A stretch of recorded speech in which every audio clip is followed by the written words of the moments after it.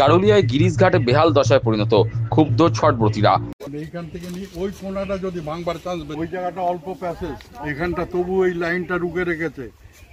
আর এইখান থেকে যদি এটা ভাঙে তো বেশিক্ষণ লাগবে না, এখানে সব কটা বাড়ি ভেসে যাবে। আজ থেকে শুরু হয়েছে শক্তি ও আস্থার মহা উৎসব ছট পুজো। আগামী 28 অক্টোবর উদীয়মান সূর্যদেবকে অর্ঘ্য নিবেদন করে শেষ হবে এই পুজো। কিন্তু নোয়াপাড়া বিধানসভা কেন্দ্রের গারুলিয়া পুরসভার 19 নম্বর ওয়ার্ডের গিরিশঘাট বেহাল দশায় পরিণত।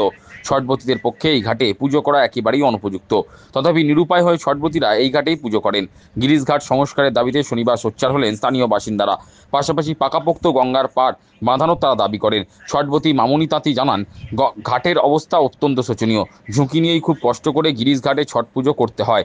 তার অভিযোগ, গঙ্গা ভাঙন অব্যাহত, তথাপি দায়সারাভাবে পাড় বাঁধানো হয়।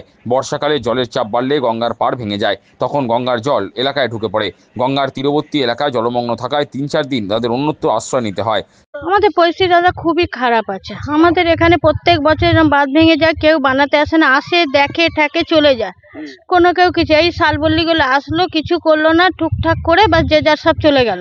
আর এই বন্যা হলে প্রত্যেক বছর আমাদের ঘরে জল ঢুকে থাকে। আমরা 3 দিন 4 দিন এই বাইরে বাইরে এইভাবে কাটাতে হয়, বাচ্চা কাচ্চা নিয়ে আসবে, সবাই দেখবে, কেউ কিছু করবে না। এই বললেই বলবে ইট চুরি হয়েছে, এই চুরি হয়েছে, ওই চুরি হয়েছে, আলতু ফালতু বকাবকি করে বাস চলে যায়। সবাই জানানো আছে, এখানে পৌরসভা কেউ আসে না। ছট পুজো আমরা করি অনেক কষ্ট করে, এবার মা মাসিরা কি করে করবে আপনারাই বলুন। সবাই তো এখন বয়স হয়েছে না, কেউ তো আর নেই, এখনকার মানুষের তো বয়স সবকিছু। কোনো এই একটাই আমাদের, তো ঘাটের অবস্থা খারাপ, মানুষ পড়লে মরে যাবে, এখানে বাঁচবার কেউ নেই। আমরা চাইছি যাতে আমাদের একটু কোনো মতো করে ভালোভাবে একটু তৈরি করে দিতে পারলে আমরা বাঁচি, ছেলে ফেলে নিয়ে আমরা যেন এখানে করতে পারি, বসবাস করতে পারি। কারণ আমাদের অবস্থা এই তো, আমাদের পাশে ঘর দেখুন, বেশি দূরেও না। এইটা ভেঙে গেলে আমরা পুরো ডুবে মরে যাবো। আমাদের কোথায় যাবো বলুন?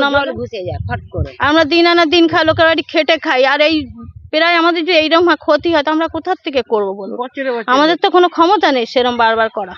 স্থানীয় প্রবীণ বাসিন্দা হেমন্ত কুমার পণ্ডিত শক্তপোক্তভাবে গঙ্গার পাড় বাঁধানোর দাবি করেন। তার কথায়, ঠিকমতো পাড় না বাঁধালে যে কোনো মুহূর্তে ভিটে বাড়ি গঙ্গায় গর্ভে তলিয়ে যাবে। এটা কোনো রকমে এবছরে করে দিয়েছে, ভেঙে তো চলে গেল নিচে। আর যদি এইটুকু না করে তা আমার মনে হয় সামনে বছরে আমরা এবছরের যে জলটা ঢুকবে কেউ পালাবার সময়টাও পাবে না, মানে গঙ্গাকে রোকা যাবে না।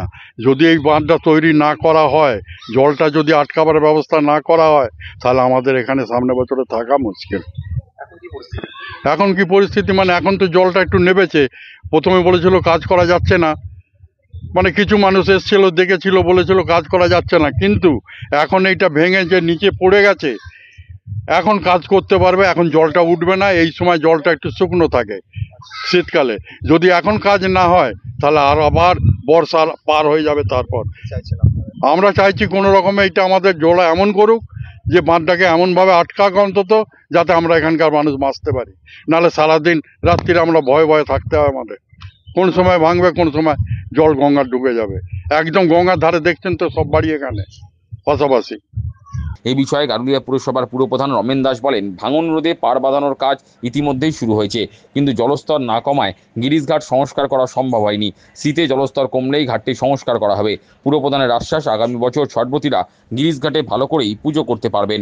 এটা হচ্ছে প্রাকৃতিক বিপর্যয় হয়েছে, আমাদের শিলান্যাস হয়ে গেছিল আজ থেকে 2 মাস আগে, দুর্গাপুজো অনেক আগে আমরা শিলান্যাস করে ফেলেছিলাম।